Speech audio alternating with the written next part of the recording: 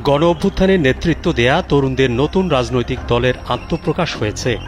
এ উপলক্ষে আমন্ত্রণ জানানো হয় আন্দোলনের সময় অংশ নেয়া রাজনৈতিক দলের নেতাদের। নতুন দলের নেতাদের আমন্ত্রণে সাড়া দিয়ে তারা উপস্থিত হয়েছেন মানিক মিয়া এভিনিউয়ে। অনুষ্ঠানে যোগ দিয়েছেন বিভিন্ন রাজনৈতিক দলের নেতা এবং সুশীল সমাজের প্রতিনিধিরা।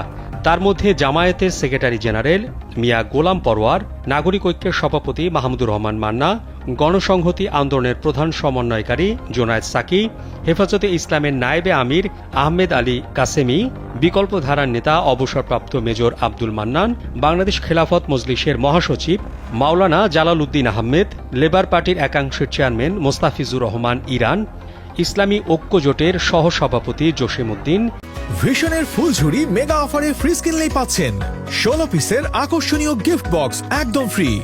বিএলডিপির চেয়ারম্যান শাহাদাত হোসেন সেলিম ও বাংলাদেশ খেলাফত মজলিসের মহাসচিব আহমেদ আব্দুল কাদের।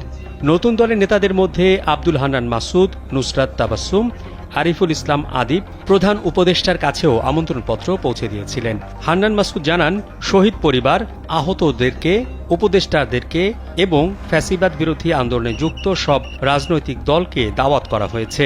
সুশীল সমাজ, বিদেশি এবং কূটনীতিকদেরও দাওয়াত করা হয়েছে। জাতীয় নাগরিক কমিটির মুখপাত্র সামান্তা শারমিন বলেছেন, নতুন দলের আহ্বায়ক মোহাম্মদ নাহিদ ইসলাম, সদস্য সচিব আক্তার হোসেন, জ্যেষ্ঠ যুগ্ম আহ্বায়ক পদে থাকছেন সামান্তা শারমিন ও আরিফুল ইসলাম আদিব, জ্যেষ্ঠ যুগ্ম সদস্য সচিব পদে থাকছেন তাসনিম জারা ও নাহিদা সারোয়ার, প্রধান সমন্বয়কারী পদে থাকছেন নাসিরউদ্দিন পাটোয়ারি, যুগ্ম সমন্বয়ক হচ্ছেন আব্দুল হান্নান মাসুদ, হাসনাত আবদুল্লাহকে দক্ষিণাঞ্চলের মুখ্য সংগঠক এবং সার্জিস আলমকে উত্তরাঞ্চলের মুখ্য সংগঠক পদে চূড়ান্ত করা হয়েছে।